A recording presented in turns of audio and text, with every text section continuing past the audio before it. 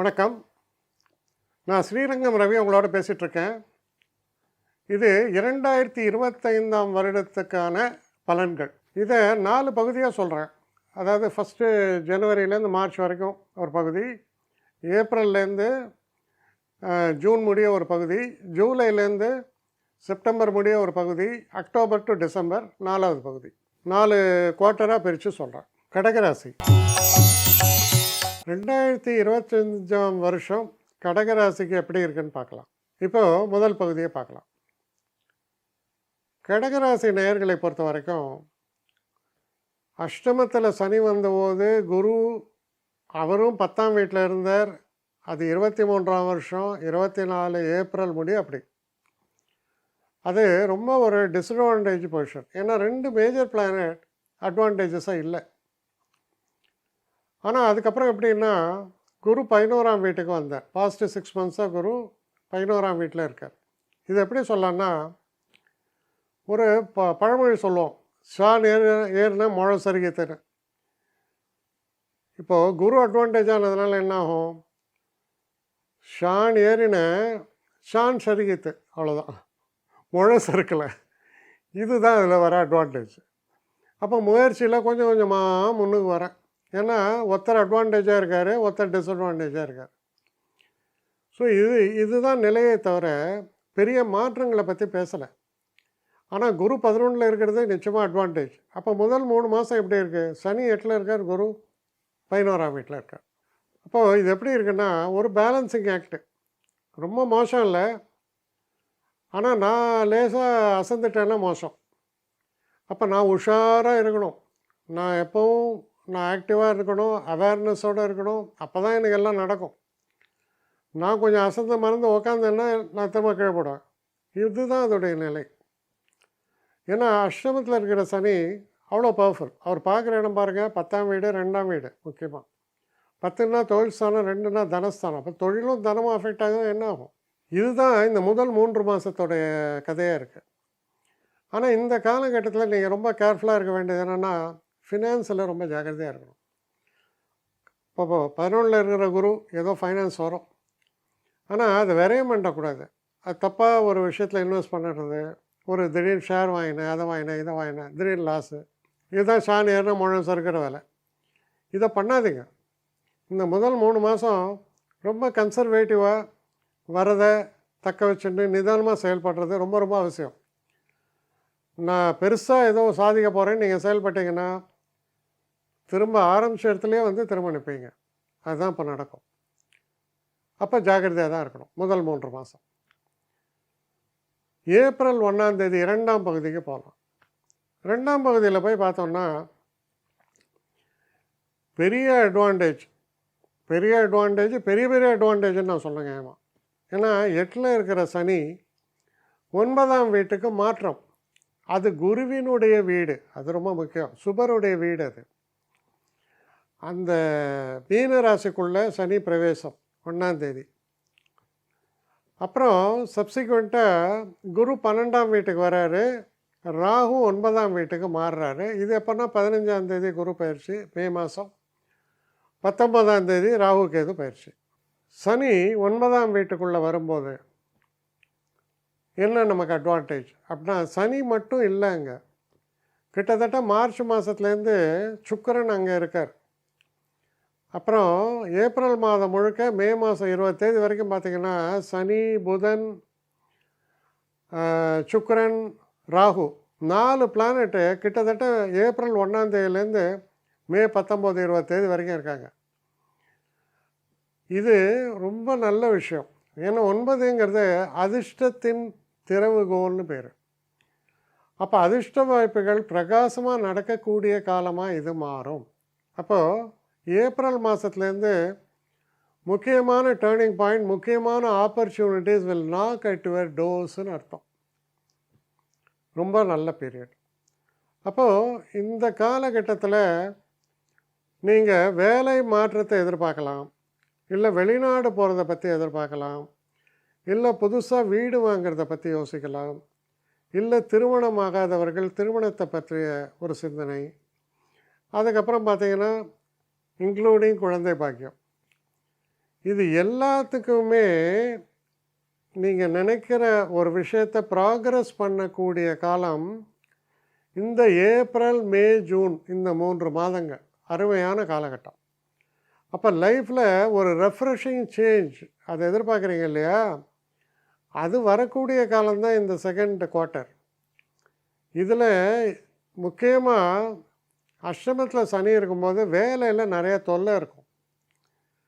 பெரும்பாலும் நிறைய பேர் சொல்லுவாங்க, சார் எனக்கு பாஸ் சரியில்லை சார், ஒர்க்கிங் கண்டிஷன் சரியில்லை சார், நான் வேலை மாறணும், இந்த வேலையில் உயர்வு இல்லை, பிரச்சனைகள் நிறையா இருக்குது, கொஞ்சம் மிடில் ஏஜ் வயசானவங்களுக்கு உடல் ஆரோக்கியத்தில் நிறைய குறை இருக்குது, ஒரு காலையில் ஒரு ஃப்ரெஷ்ஷாக எழுந்து ஆரோக்கியமாக செயல்பட முடியல, குறிப்பாக கால் பகுதியில் ரொம்ப பெயின் வருது, நடக்க முடியல, ஜாயின்ட் பெயின் வருது, இப்படியெல்லாம் சொல்கிற ஒரு காலம் மாறுகிறது.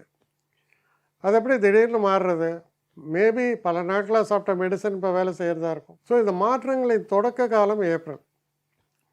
அப்போ சனியுடைய பாதிப்பு அப்படிங்கிறது விலகும் போது 100க்கு 50லேருந்து 60 மார்க் உங்களுக்கு வந்தாச்சு அதுலேயே.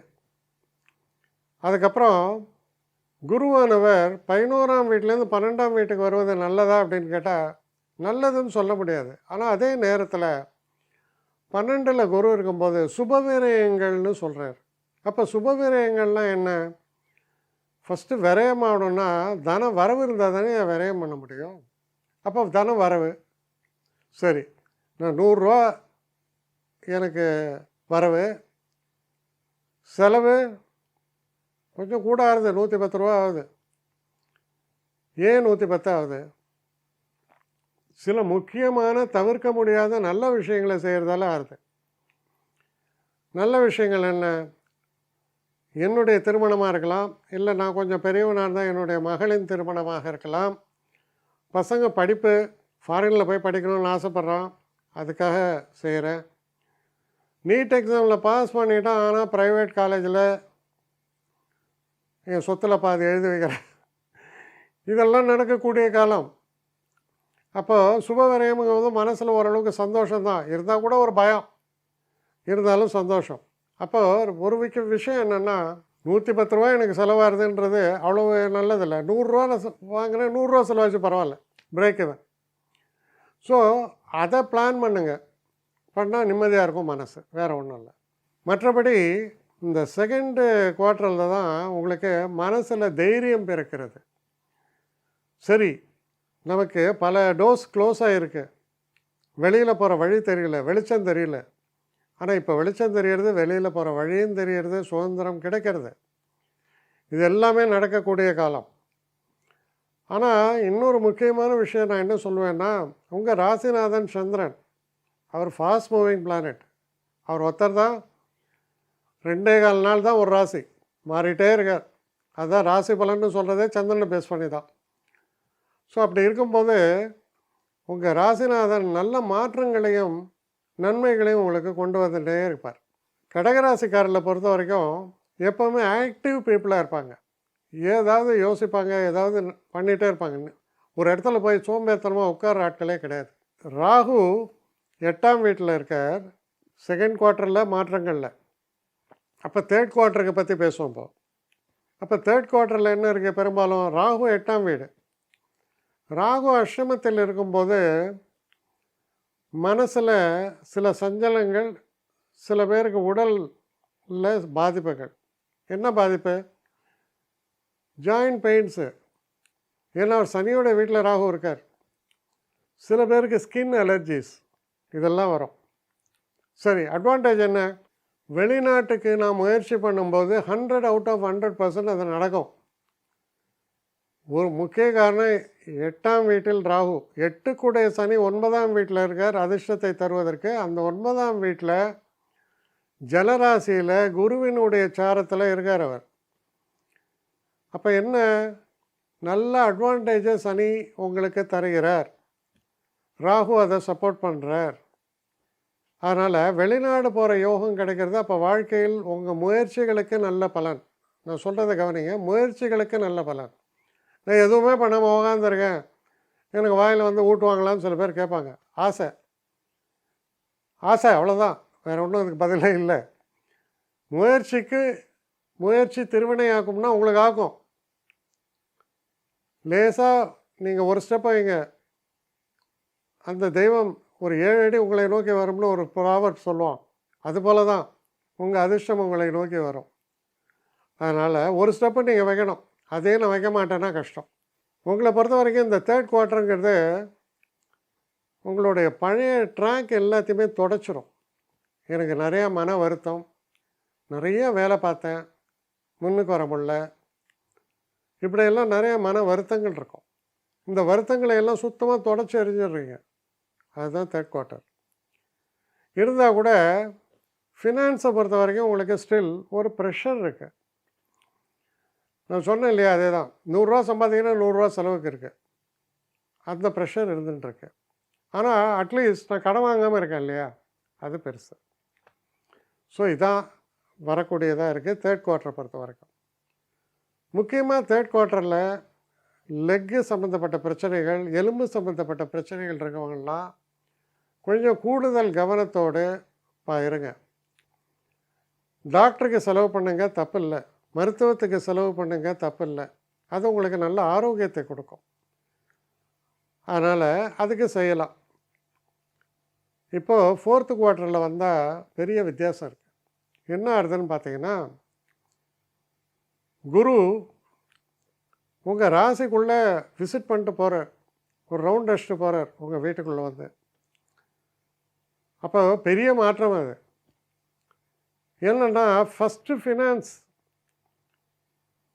நான் இப்போ 100 சம்பாதிக்கல, 120 சம்பாதிக்கிறேன், ஆனால் அந்த செலவு அதே 100 தான். இந்த மாற்றம் மிக முக்கியமான மாற்றம். இது எப்போ நிகழும்னா 4th குவார்ட்டர், அக்டோபர், நவம்பர், டிசம்பரில் பெரிய ஒரு சர்ப்ரைசஸ் இருக்குது, பெரிய ஒரு நல்ல ப்ராக்ரஸ் இருக்குது. என்ன காரணம்னா, உங்கள் ராசிக்குள்ள குரு வரும்போது அவர் அந்த இடம் உச்சமடையும் வீடு வேறு. அப்போது 6க்கும் 9க்கும் உடையவர் உங்கள் ராசிக்குள்ளே வராருன்னா கடன் கிடைக்கும். அது நல்ல கடன். இப்போ ஒரு ஹவுசிங் லோன் வாங்குறீங்க, அது நல்ல லோன், பேங்க்கில் வாங்கினா, கந்து வட்டியில் போய் வாங்கினா அதுதான் உங்களுடைய ஃபைனல் டே. ஆனால் நீங்கள் வாங்கிறது ஆரோக்கியமான கடன். 9 அதிர்ஷ்டத்தின் திறவுகோல், அதுதான் குருவினுடைய வீடு. அப்போது அந்த குரு உங்கள் ராசிக்குள்ளே ஒரு 3 மாதம் ஒரு ஒரு ஒரு சும்மா ஒரு ஒரு ஒரு எப்படின்னா, ஒரு ராஜா என் வீட்டுக்குள்ளே வந்துட்டு திரும்பி போகிறான். ராஜா வந்து போனதால் எனக்கு பெரிய மகிழ்ச்சி. அதுதான் அக்டோபர், நவம்பர், டிசம்பரில் உங்கள் ஸ்டேஜ். அருமையான காலகட்டம். கிட்டத்தட்ட ஜனவரி மிடில் தான் குரு திரும்ப மிதுன ராசிக்குள்ளே போகிறார். அதனால் அது ரொம்ப அட்வான்டேஜஸ் பீரியடாக இருக்குது லாஸ்ட் குவார்ட்டர். பல விஷயங்களில் மாற்றங்கள் வரும். உங்களுக்கு இது வரைக்கும் கிடைக்காத பெருமை, புகழ் எல்லாமே உங்களை நோக்கி வரக்கூடிய காலம். மாணவர்களுக்கு பெரிய சர்ப்ரைசஸ். திடீர்னு ஸ்காலர்ஷிப் கிடைக்கிறது, திடீர்னு உங்களை செலக்ட் பண்ணுறாங்க. Selecting a very few people, அதில் நீங்களும் ஒருத்தர். பல எதிர்பாராத சந்தோஷங்களை தருகிறது. ஜனவரி, பிப்ரவரி, மார்ச் ஆரம்பத்தில் இருந்த ஒரு ஃப்ரஸ்ட்ரேஷன் கம்ப்ளீட்லி ரிவர்சஸ் இந்த month of October, November, December. இதான் வித்தியாசம். எப்போவுமே மிரரில் பார்த்தீங்கன்னா ரைட்டு லெஃப்டாக தெரியும், லெஃப்ட்டு ரைட்டாக தெரியும், உல்ட்டாவாக மாறி தெரியும் மிரரில். அந்த மிரர் இமேஜ் தான் எல்லாமே அப்படியே நன்மையாக மாறும். அப்போ நன்மையெல்லாம் தீமையாயிடுமான்னு கேட்காதீங்க. அது ரொம்ப வக்கரமான கேள்வி. தீமை நன்மையாகும் தான் நீங்கள் எடுத்துக்கலே தவிர நன்மையெல்லாம் இப்போ தீமையாயிடுமா அப்படின்னு கேட்டுறாதுங்க. அதிகமாக இப்போ இருக்கிறது நெகட்டிவ் ஃபோர்ஸு. அந்த நெகட்டிவ் ஃபோர்ஸ் எல்லாம் பாசிட்டிவ் ஆகிடும். Positive will remain as positive, don't worry. இப்படிப்பட்ட ஒரு காலகட்டம் தான் இந்த 4th குவார்ட்டர். அப்போது லைஃப்பில் பெரிய சர்ப்ரைசஸ்னால் நிதானமாக நடக்கிறது, உடனே நடக்கலை. 6வது மாதம் சிறப்பு, 9வது மாதம் மிக மிக சிறப்பு. அப்படி எடுத்துங்க. முதல் 3 மாதங்கள் பெரிய வித்தியாசங்கள் இல்லை. ஸோ இது போல் தான் ஸ்டேஜ் பை ஸ்டேஜ் கடகராசிக்கு நடக்கிறது. ஆனால் இதில் பெரிய அட்வான்டேஜ், உங்களை மடக்கின்னு இருந்த ஒரு சொல்ல முடியாத துயரும் கஷ்டமும் விலகும். அஷ்டமத்தில் சனி இருக்கும்போது ஒரு 10ஆம் வீட்டை பார்க்குறார். 10ஆம் வீடு அப்படின்னா அது கர்மஸ்தானம்னு பேர். கர்மஸ்தானம் 2 பகுதியாக சொல்லலாம். ஒரு பகுதி கர்மஸ்தானன்ற நம்ம தொழில், இன்னொன்று நம்ம பெரியவங்களுக்கு செய்யக்கூடிய கர்மா. அப்போ பெரும்பாலும் இப்போ என்ன நடக்கிறது, வயசான தாய் தந்தையர், உடம்பு முடியாமல் இருக்கிற தாய் தந்தையர், அவர்களுக்கு நம்ம கர்மா செய்கிற அளவுக்கு மோசமான நிலையை ஏற்படுத்தலாம். ஆனால் அது உங்கள் ஜாதகத்தினால் நடக்கணும் இல்லை, உங்கள் ஜாதகத்தினால அந்த பாதிப்பு தெரியறது. ஆனால் அவங்கவுங்க ஜாதகம்தான் அவங்களுடைய பிறப்பு இறப்பு எல்லாத்தையும் நிர்ணயம் பண்ணுறது. அதனால் அந்த ஒரு டென்ஷன், ஐயோ அப்பா ஹாஸ்பிட்டலில் இருக்கார், அப்பா உடம்பு முடியாமல் இருக்கார், டென்ஷன் தானே. இந்த டென்ஷன்லாம் தீர்ந்துடும். ஏப்ரல் மாதம் எல்லாமே அட்வான்டேஜ் ஆகிடும். திரும்ப நீங்கள் வக்கரமாக கேட்காதீங்க அப்புறம் போய் சேர்ந்துருவாரான்ட்டு. போயும் சேரலாம், ரெக்கவரும் ஆகலாம், நல்லதே நினைப்போம். ஸோ இதுதான் இந்த காலகட்டத்தில் உங்களுக்கு பகிர்ந்து கொள்ளக்கூடிய ஒரு முக்கியமான விஷயம். குழந்தை பாக்கியத்தை பற்றி சொன்னேன். செகண்ட் ஹாஃபில் கன்சீவ் ஆவாங்க ஒய்ஃபு, குழந்தை பாக்கியத்துக்கான வாய்ப்புகள்லாம் ஏற்படும். வெளிநாட்டு பயணத்துக்காக நீங்கள் பண்ணக்கூடிய முயற்சிகள் ஏப்ரல் மாதத்திற்கு அப்புறம் உறுதிப்படும், நடக்க ஆரம்பிக்கும். ஏப்ரல் மே ஜூன்லேயே நடக்க ஆரம்பிக்கும். மேபி ஜூனில் விசாலாம் கிளியர் ஆச்சுன்னா ஜூலையில் ஃப்ளைட் பிடிச்சிடுவீங்க.